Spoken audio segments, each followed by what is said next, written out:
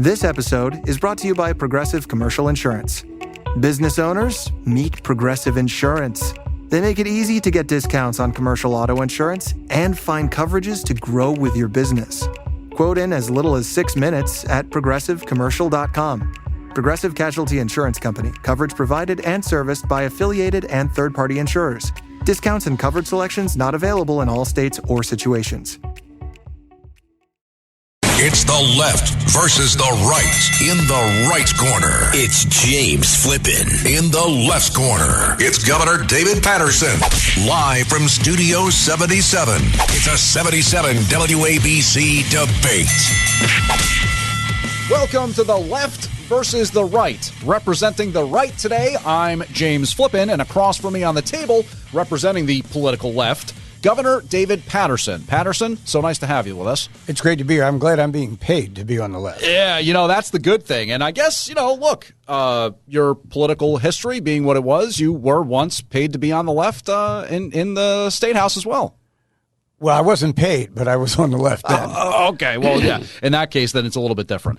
But look, there's a lot to talk about and so much that's going on that you really, as a former governor, are uniquely qualified to comment on. And having seen the Department of Justice suing the state of New York this past week, suing Tish James and the Attorney General, suing Governor Kathy Hochul, it's interesting to think about how this sanctuary state policy stuff is running up against the agenda of the Trump White House and really bringing to fore the whole question of the legality of this whole stuff with sanctuary state, sanctuary city. So talk us through your mindset regarding everything with sanctuary, how you think New York got to this place, and what has to happen from this point forward. Well, I can't help it, James, but if you go back to the 60s, even after the Civil Rights Act of 1964, there were states and cities in the South that just would not comply. And they were, chanting the states' rights mantra. Right. But the courts held that the federal government had made a decision. The states, it wasn't a decision for everyone except your state. It was a decision for all the states in America.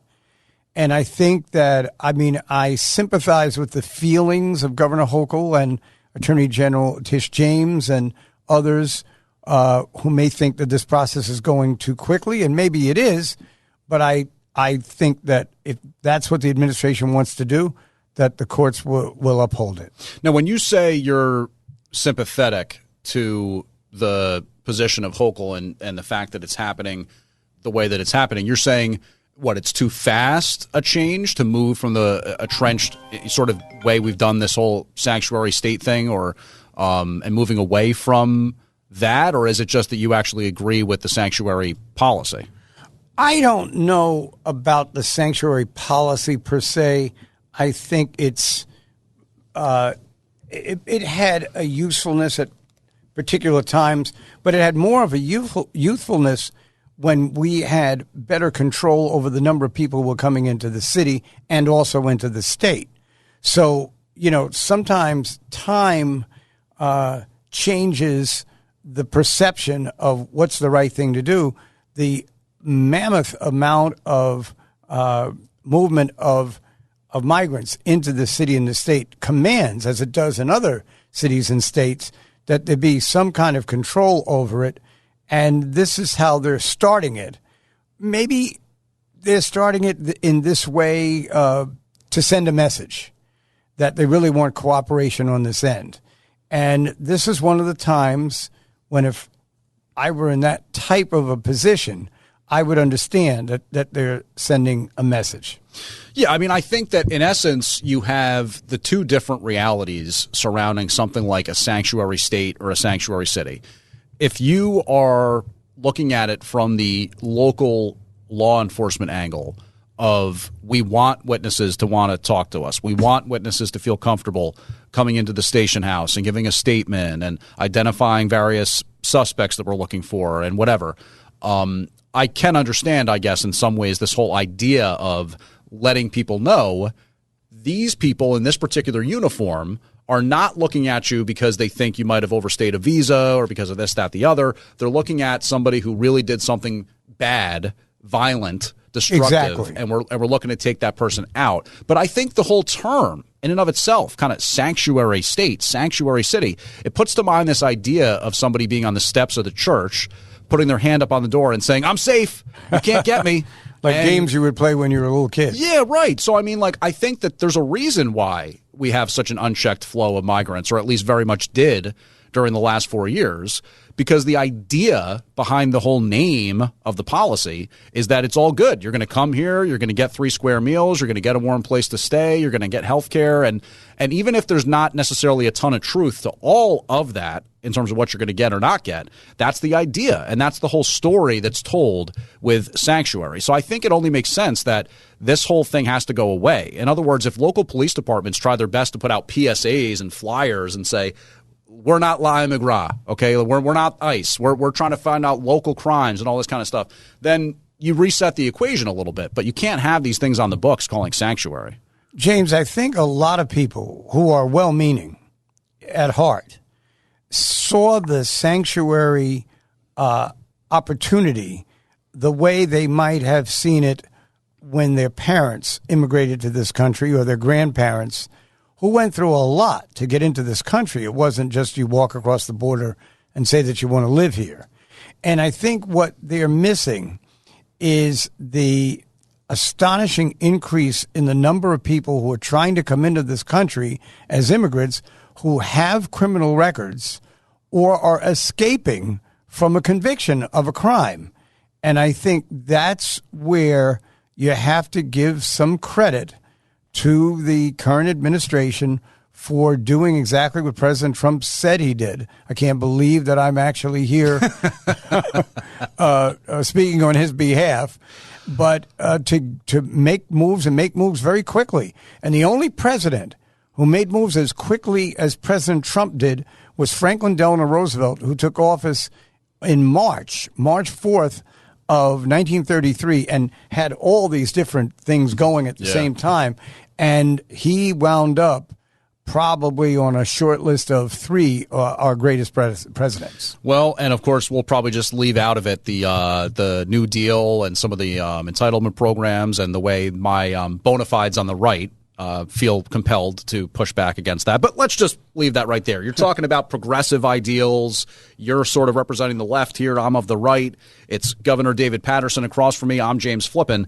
So one of the things you made was an interesting point, talking about the juxtaposition between Little Rock and the Little Rock Nine and the sanctuary state policies, and how the federal government runs up against the state government. Once upon a time, it was a super progressive position. You'd be of the left to say, yeah, the federal government and Dwight D. Eisenhower sending in the National Guard to make it so that we're going to integrate these schools in Arkansas. That's the way to go. We have to do it. That's progress. And then here, the more left-leaning mindset is going to say, how dare you interfere with states' rights? How dare you interfere with the autonomy that we have here? It's just kind of interesting how things flip on their head over time, right?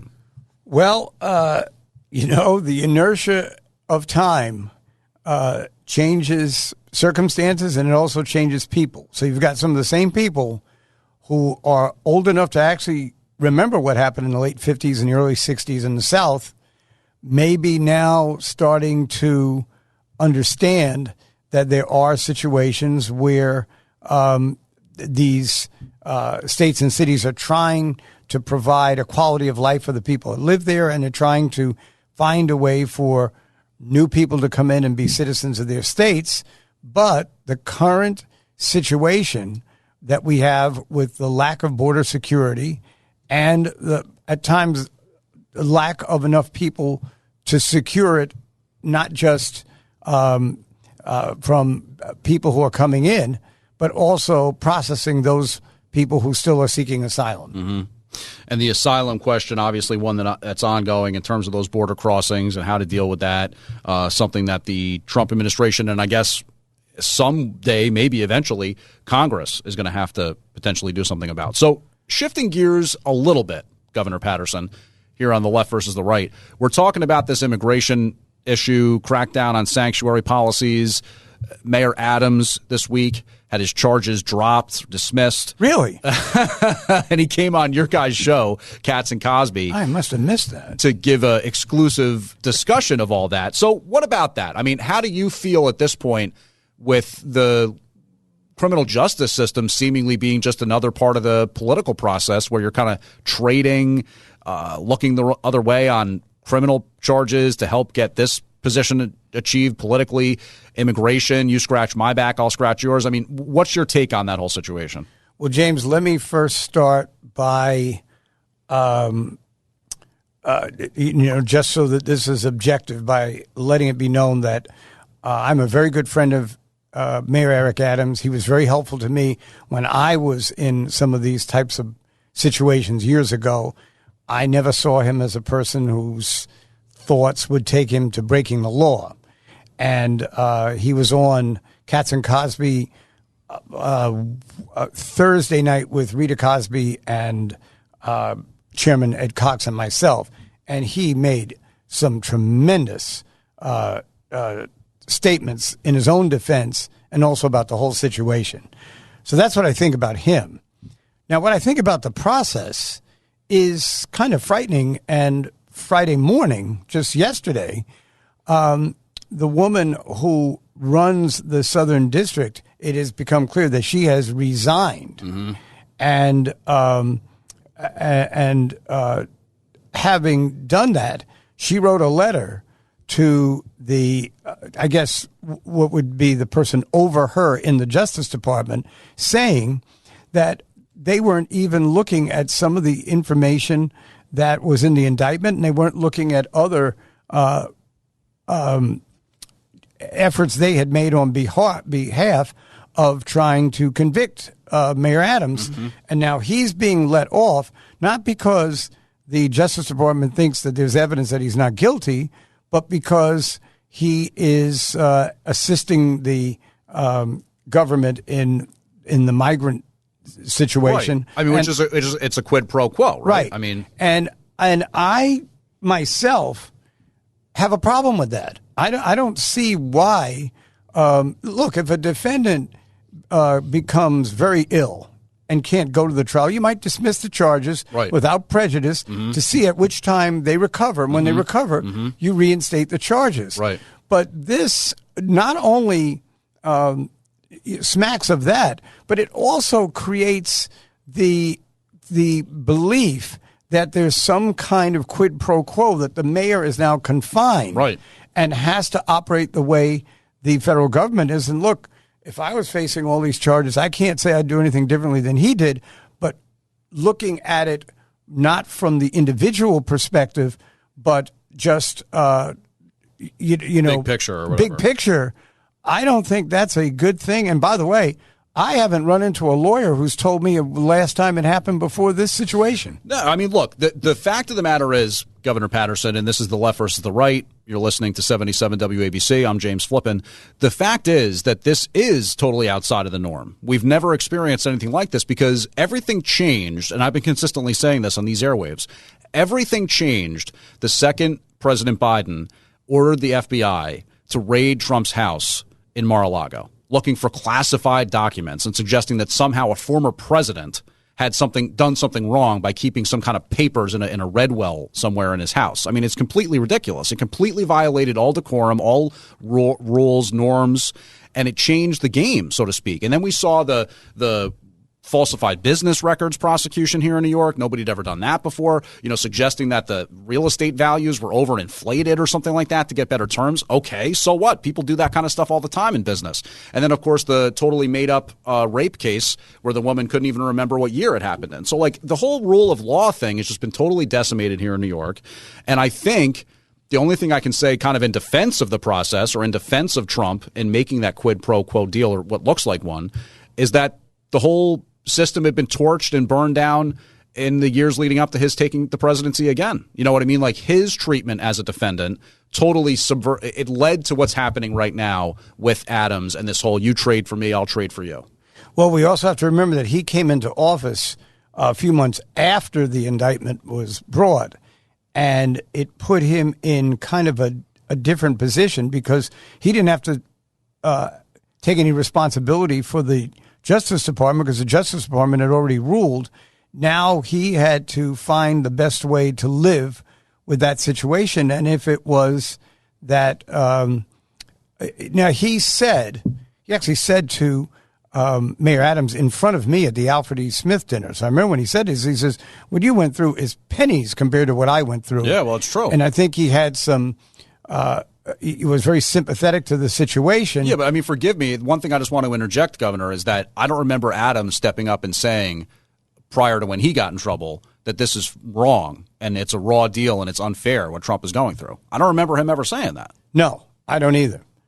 And so what I think is the case is the president saw a way that or a situation that he could take advantage of. Yeah. Which is that he could pardon him. But I think he could commute his sentence if he were to get one, or the Justice Department could drop the charges. And actually, if that's all they did, I wouldn't have any problem with it. But the fact that they left this little small print that says we can bring it back. And by the way, Mayor Adams' lawyer got up and said that doesn't mean anything. Then why did they write it down? Exactly. Come on. Yeah. Where did he get this lawyer from? Alex Spiro, who basically made that claim. But here's the thing, Governor, to push back against that.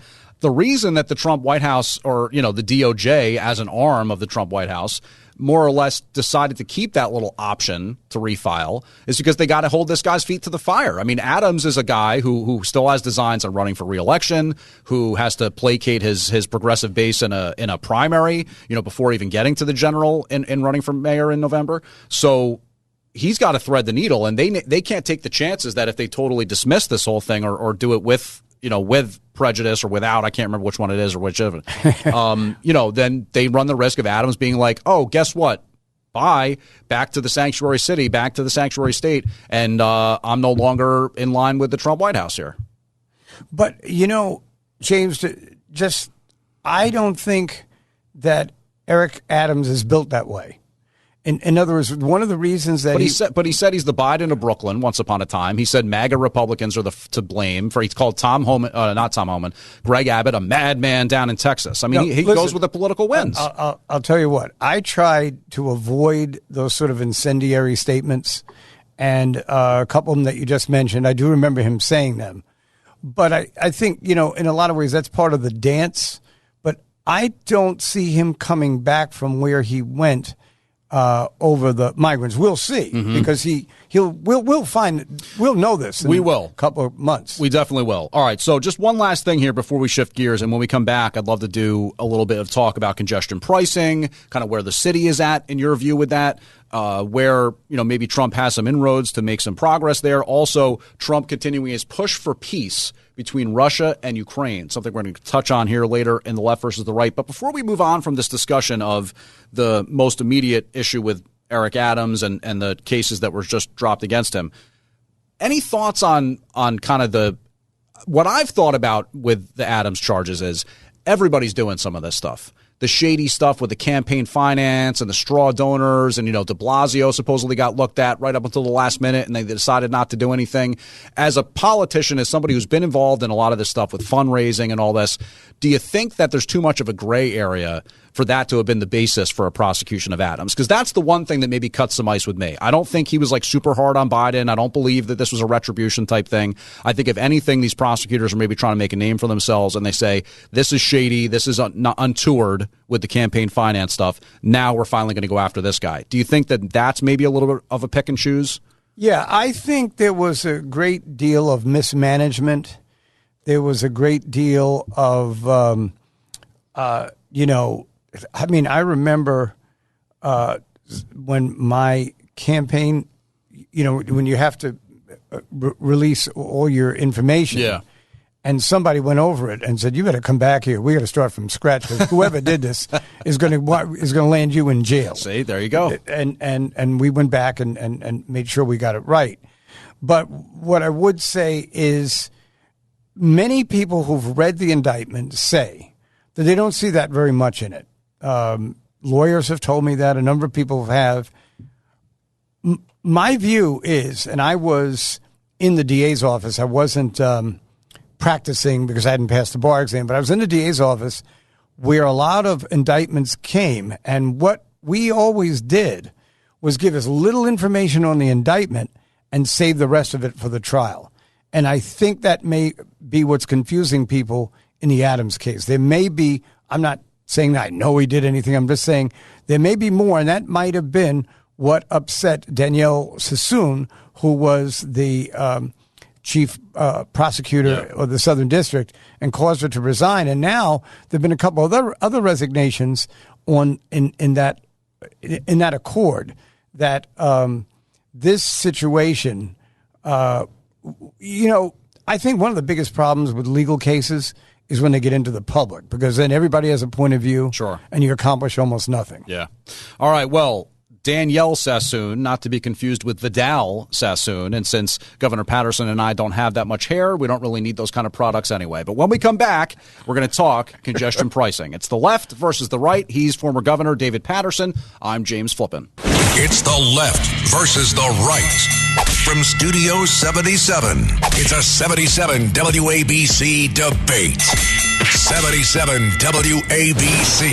Here on the left versus the right, I of the right, James Flippin. He of the left, David Paterson, the former governor of New York, and also a voice you hear all the time on these airwaves at 5 p.m., Katz and Cosby. So congestion pricing, Governor Paterson, something that I'm not a huge fan of as a commuter from New Jersey, although I typically take the train. I do have to drive in sometimes.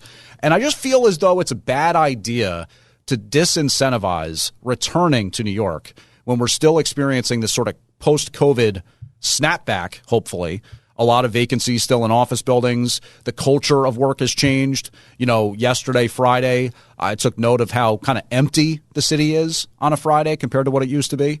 So where are you at right now with congestion pricing, both balancing out the goal of it in terms of upgrading mass transit, generating revenue for the MTA, I guess, in theory, benefiting the environment, and also knowing the fact that President Trump may push through his power to get rid of it?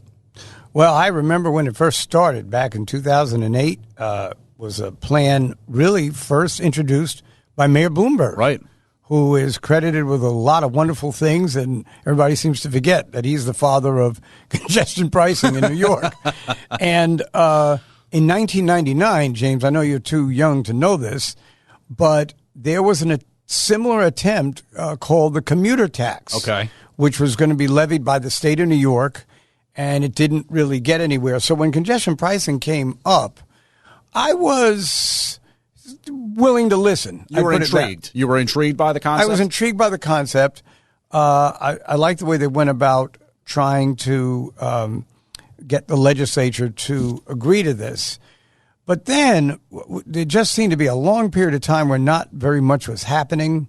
And I will admit I governed restlessly. In other words, I think things should happen quickly. Even if you make a mistake, you could get 10 things done and make a couple of mistakes, then getting one thing done and not even sure whether you'd made one there as well. Paralysis by analysis. So I think that in the short period of time, so it's a sample, it does appear that the traffic in Manhattan is less than it was before. I ride around in Ubers and that kind of stuff. Yeah. But you never really know if that is an accurate statistic, being that it has coincided with very bad weather since the beginning of December into right now. So you just don't know. I think that Governor Hochul is really willing to do just about anything to get the president to leave it alone. And that might really be why the president has had congestion pricing on the table and also the immigration situation on the table.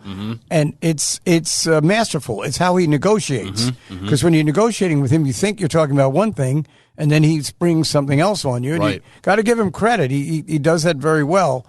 I'm really, look, I wasn't from New Jersey, but I did grow up on Long Island, so it was the same thing, coming back and forth from the city, traveling on the train and that kind of thing. I don't have a strong feeling either way, but perhaps this might not be the time for it. Yeah, I mean, it's very well said in the sense that it's definitely not the time for it. I think I could argue that it would never be the time for it just because I'm so anti-taxes and, disincentivizing commerce in this case. Like, for example, you could make the case that traffic dropping in Manhattan isn't a good thing, is not a good thing. Well, for the city. now you're losing all kinds of business because people aren't going to the restaurants. They're not going to the tailors, the hairdressers, and all the great benefits that Manhattan gives. Exactly. And from that come tax dollars. Yeah, 100%. And also, as you charge trucks that are driving stuff into Manhattan, ding, ding, ding, that's an inflationary pressure. So you're actually going to rise the prices for people that live and consume and do stuff in Manhattan. So that's an interesting thing to think about with it. But I find it very noteworthy that you point out the kind of negotiation tactic that Trump has been trying to engage in with some of this stuff. We talked about it in the first segment with Adams and releasing some of the pressure on the legal side in order to get some hope and accomplishment with the immigration front. I don't know, for example, if maybe Hochul and Trump can go down the same trading path, sanctuary state, immigration stuff. One thing I'll just say is the upshot of congestion pricing is supposed to be an improvement to mass transit, right? They're saying, okay, the MTA taking in this, $1 billion in revenue per year or whatever, and that's supposed to help upgrade the subway system. The problem is a lot of us, especially people here on the right, don't trust the MTA at all to properly use those funds. We see the way salaries are rising for administrators there, all the OT abuse cases they've had in recent years, the fact that they've never had a budget. We're going to talk about some of this DOGE stuff coming up here. But I wonder if you could actually pass a true budget or a true audit of the MTA, and then you figure out some of the ways this in a DOGE type way, this money is actually flowing into and out of the system. Would that be something that could get traded for keeping congestion pricing in place? Because I've heard from a lot of people, Governor, who say it's not just that the money's being taken, it's who it's being taken by, and it's the MTA. James, I think you've missed your calling. I think you're in the wrong place. Yeah, right? That is a very reasonable suggestion. Not one like we're going to audit the MTA to shut it down, but that we're really going to look for where the waste is, where the abuse is, and in some cases where the fraud is, and go over it. And certainly in the time, remember that press conference that I went to that Mayor Bloomberg had was in 2008. Yep. That was 17 years ago. Yeah. In that time, that could have been done, and I have to take responsibility because 3 of those years of it, I was governor. So we're talking about this in a tertiary way. DOGE, the Department of Government Efficiency, looking at budgets, looking at the spending of funds, trying to evaluate different aspects of government and how that's all put together. I'm curious to get your take as a Democrat, somebody who's representing the left on this program, concerning what Elon Musk and his agency have been up to, obviously getting a lot of people bent out of shape. But it feels kind of weird to people on the right who say, what's the big problem? If we're looking at ways to more efficiently spend money, figure out ways that there might be fraud, that there might be misuse and abuse, that's nothing but a positive. So what do you think the Democrat is thinking at this point in terms of that DOGE push? I think that Democrats' problem with the DOGE push isn't as much the mission statement or the whatever. Mission statement. It wouldn't be that as much as the way it's being handled in certain cases. In other words, these just going into offices and throwing people out. Mm-hmm. Most of these people are federal workers, and when it comes to the FBI, most of the FBI people are linesmen. They're not the administrators who make policy for the agency, mm-hmm. or even White House people who talk to the FBI about what their policy should be.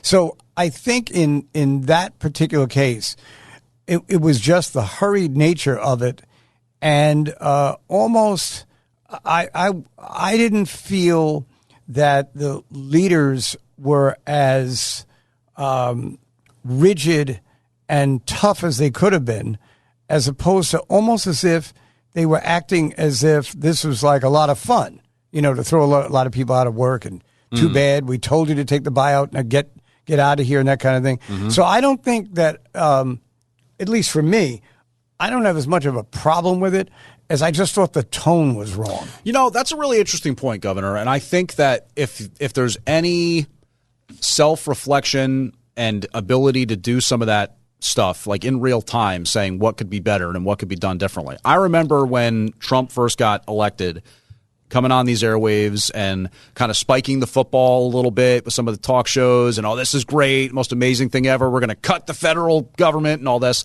But I do remember saying, look, let's also acknowledge that there are real people behind these cuts, right? Like that there are actually people who have these jobs. And I remember thinking about it in terms of the IRS. People have said, oh, well, the tax code's way too complicated and we should have a flat tax. And I actually agree with that, to be honest with you. But then you're talking about all the aspects of the industry and the business that go away if you were to get rid of that. It's not just the IRS. It's all the people that file taxes. You can't write anything off anymore. Exactly. So I do think that there's some sensitivity to be had for kind of the human element behind it. I think you make a really good point. I think that often, as we know, you don't accuse President Trump of being sort of gentle or conciliatory or understanding and acting out and carrying out his agenda. That's probably a fair criticism. But I guess if there's anything I can do, I can say, all right, fine. That's a little bit fair to say that maybe the tone behind some of this cutback should be a little bit more grace-based. But I will say that I think you heard from Elon Musk earlier this week during that press conference that they had in the Oval Office, where he very frankly and very in plain terms starkly said, look, this is about avoiding bankruptcy. This is about avoiding the fact that increasingly a very high percentage of our GDP goes towards covering our mortgage, paying off our debt. And that's not sustainable. So I do think that at some point you have to look at it and say, with all those alarms going off, with all this dire financial stuff coming down the cliff, it's not necessarily about any one individual person, and people lose their jobs all the time. Well, they certainly do. But I think what you said before really demonstrated a lot of understanding towards this because sometimes in government you have to do things you don't really want to do. It's going to hurt a lot of people. And yet you've got to do it.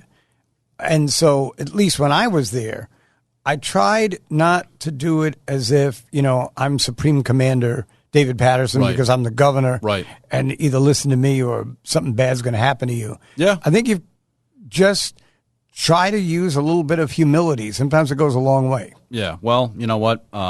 As a member of the MAGA movement, I guess I will concede that there's not a ton of humility most of the time in that. But the push for peace is on, Governor Paterson, as Trump spoke earlier this week with both Russian President Vladimir Putin and Ukrainian President Vladimir Zelensky. Very fascinating to get into the issue of war and peace and the left versus the right, because once upon a time, when I was a kid, David Paterson, it was kind of like the people on the left were more, hey, let's try to push for peace and put down the guns, put down the bombs. Now it feels like that's a push and a pressure that comes from the right more so, especially maybe with Ukraine and Russia and also Israel and Palestine. So where are you at with, let's just narrow it to the Ukraine-Russia thing, your thoughts on that conflict at this point? Well, with the Ukraine-Russia thing, I think that President Trump is trying to figure out a way to how to work out a deal. And it certainly didn't help that after he complimented the Soviets and talked about ways that you could have peace, that they sent a missile into the Ukraine and hit one of their targets that houses a lot of their nuclear energy, which was, just totally outrageous to do that while the biggest leader in the world is coming in to try to work this problem out for you. Well, okay, so you're talking about that news that broke yesterday regarding Chernobyl and the supposed attack that took place? Yeah. Okay, now, if you'll forgive me, I know you know me well enough to know that I do this sometimes, but if I could kind of take my tinfoil hat from over here off to the side and put it on, I'd also say it's a little bizarre to suggest that as there's this potential meeting of the minds on a potential peace agreement, all of a sudden Russia's going to go ahead and attack Chernobyl. It was also supposedly a drone that was involved in this. A drone, right. All I'm saying is I have no idea what's really going on over there. I don't really necessarily trust the officials on either side because they both have things to gain and lose as the result of negotiations. So I would be remiss to not note that that certainly could be something of a false flag type thing. Fair enough. The negotiations. Fair enough. That's all. That's all I'm going to say. But I think we would both agree that we do want to see a peace agreement reached. I think the general basic framework of that is starting to take shape, right? Like Pete Hegseth has said, definitely no NATO for Ukraine. I think he intimated that maybe there's going to have to be some of that acceptance of a little bit of the loss of territory in the eastern part of Ukraine. I mean, how much do you think some of that hardline stuff is going to be able to get past here? I think that the Ukraine is in a very vulnerable position right now, and they are not really they are part of the conversation. President Trump said they would be part of the conversation, but I don't know that they'll be part of the negotiation. And I think they may have to live with what the president gets for them. Now, remember that Zelensky was very pro-Trump when the war first started a few years ago. Mm-hmm. But Trump kind of moved away from that, didn't want to be caught being the only defender of the Ukraine. Mm-hmm. And he's put himself in a place where I think he is acceptable to both sides.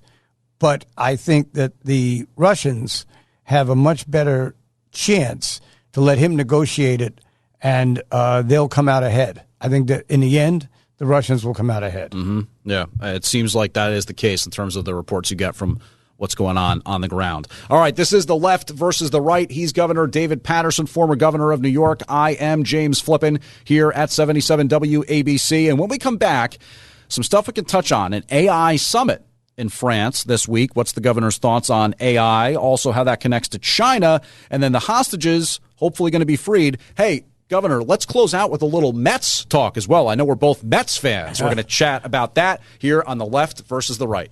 It's the left versus the right. It's a 77 WABC debate. 77 WABC.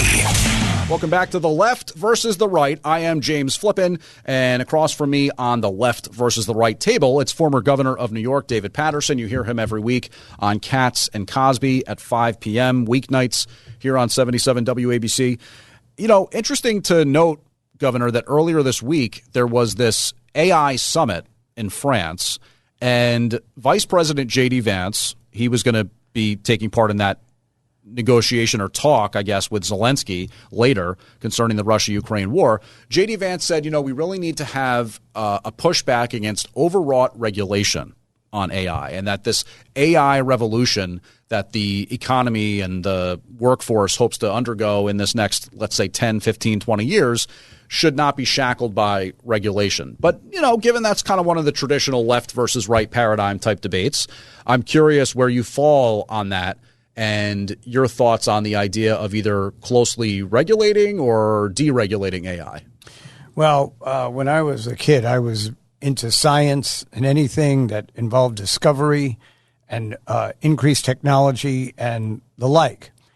And I would say I'm not that far away from it now. But just to give you a personal account, a friend of mine sent me a video of myself trashing all these other politicians. Wow.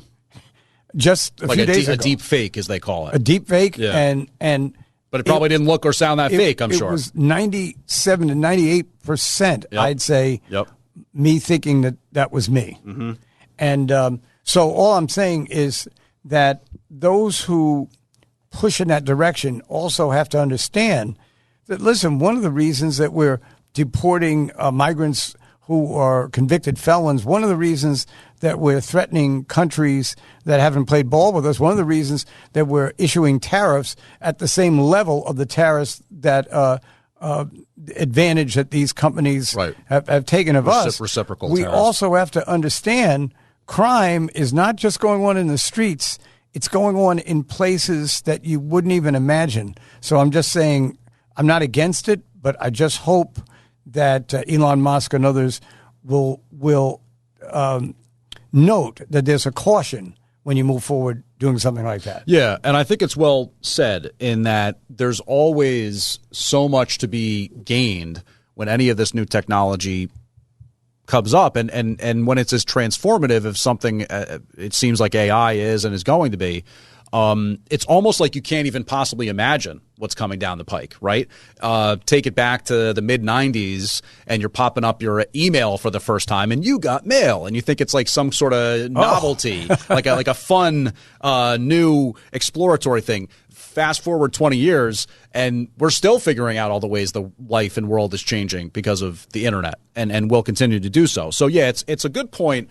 I think that the AI stuff, it's almost one of those where it's like I want to punt on the whole thing. It's like, I don't know. I don't really know what to think. I think that there's a lot to be gained potentially from it. I do think that the whole concept of some people being freed up to no longer have to do menial tasks is actually potentially a good thing for human civilization. Like we've seen that in past revolutions where people no longer have to, take part in this particular aspect of human life, so they're focused on this other aspect of human life. I don't think it's necessarily inherently a bad or good thing, just something that bears watching.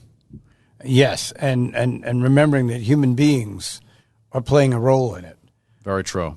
All right, so what about China? This whole DeepSeek AI model has been making headlines recently because China, it's an AI startup out of China, DeepSeek, and it's supposedly faster and better than some of the leading ones here in the U.S., including, say, ChatGPT or Grok is the AI that is connected to Elon Musk. Are you a guy, because it's kind of interesting in the whole left versus right style. I find that when I talk to people of the right, if I talk to 5 different people, I'll get 5 different opinions on China. Interesting. And it's some people who see it as more the boogeyman suggestion that there's a demonization of China because we don't understand or know them as well, and then there's other people who say more in the kind of classic neocon or warhawk way. This is the next great threat militarily, and then there's probably some mix in between. Throw TikTok into the conversation as well, and then you're fully caught up. So in that sort of the left or more Democrat-leaning style, where do you come down on China? I'm suspicious of China. I've done business there about 10 years ago and gone there a few times, and it was really quite an interesting place, and you really had to marvel at some of the technological achievements that this country has been able to produce. But at the same time, I get the feeling, I read somewhere that China's technology in terms of defending itself or even attacking another country has now surpassed Russia and the United States, that they are really the world power if they ever wanted to display it. And I think that their political reaction is always they're never quite the adversary. Russia is sometimes, we are sometimes. Other smaller countries that cause problems, Iran is, and that they are just waiting in the background, putting all of their weaponry together and also putting together their scientific inventions, and could really be the dominating power in the world if we don't start to match them with our own technology. Now, it's interesting you note that you spent some time there, did business there, seemingly got to know some Chinese nationals.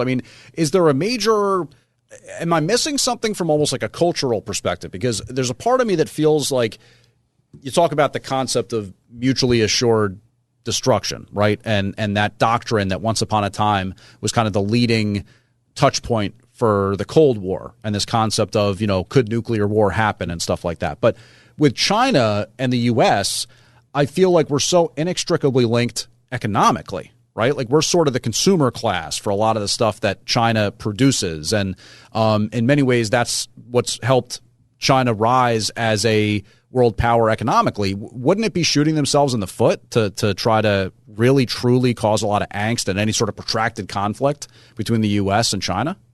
I don't think that we should go looking for a problem with them, but I think if a problem comes up, that we've got to be vigilant in those areas because of exactly the way things in China have changed from where they were before.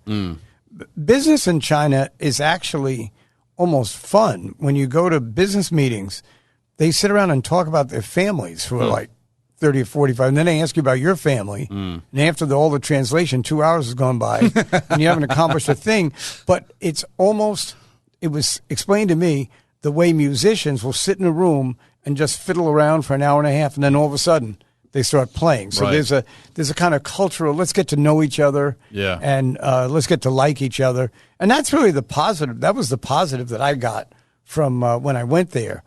Most of what I've said comes from what I've read about the capability of this very powerful country. Yeah. And of course, some of the issues we talked about throughout the show with Doge and USAID and questions of government efficiency and government spending, there are ongoing allegations and even some high profile cases in the news of, for lack of a better term, red money, Chinese money that's kind of flowing into the country and going into the pockets of politicians and sort of buying some of that influence.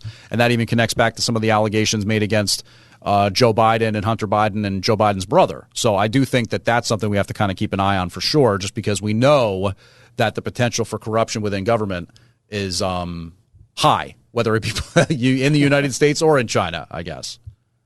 Yes, no, I agree completely. So that's Governor David Paterson, former governor of New York. You hear him here on Katz and Cosby every week at 5 p.m. I'm James Flippin, one of the news guys here, also a host that's been taking part in a lot of the on-air programming in recent weeks. So, the hostage deal in Gaza and the ongoing negotiations between that militant group in Palestine and Israel and the Israeli Defense Forces, you have to hope that at this point this agreement's going to hold and that we'll be able to achieve a lasting peace there somehow, some way.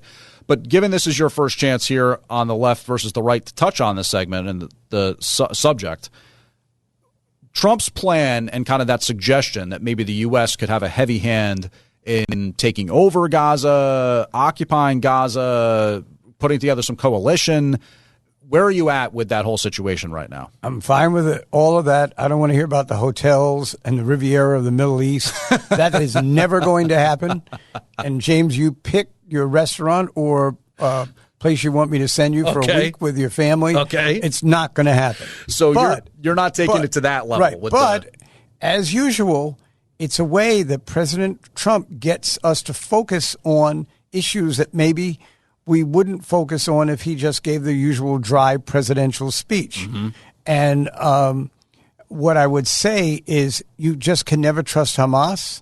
You can never trust Hezbollah. You can never trust these organizations. And even in this hostage situation, and then they accused Israel of doing something. Meanwhile, they released 2 Israelis who looked as if they were in inches of death. And they're still doing this. So that, there are just some people, it's very hard.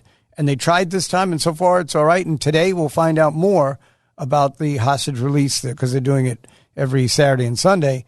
We'll find out more. But I'm not being critical of our government.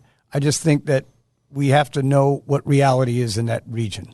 This is the left versus the right. He's Governor David Paterson. I'm James Flippin. So, Governor, throughout this show, I feel as though I've heard kind of a tone of respect. I don't know if I'm going to say admiration when it comes to President Trump's kind of deal-making stuff that's going on here and the way that he's been trying to negotiate through some of this stuff. I'm just curious if you feel as though, for me, an observer from the right, the left, I feel, is a little too rigid in this respect, right? There's a lot of self-righteous kind of like, we're totally in the right here and there's no way we're going to budge on this. And good government, good deal-making is compromise, right? A little bit of loss on this side, a little bit of gain on this side, vice versa. Do you think that the proverbial left needs to have a little more of that deal-making skill, perhaps?